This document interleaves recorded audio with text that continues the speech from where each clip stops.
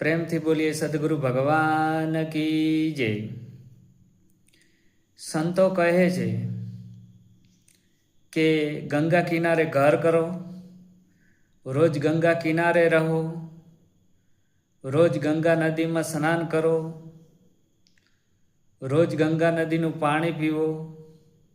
પણ જ્યાં સુધી જીવનમાં સમરસ સદગુરુ નથી ત્યાં સુધી 84નો ફેરો મટવાનો નથી. ભલે બ્રહ્માજી હો કે વિષ્ણુજી હો કે મહેશજી હો, પણ જ્યાં સુધી પૂરણ પરબ્રહ્મ સદગુરુ નથી જીવનમાં ત્યાં સુધી મુક્તિ નથી.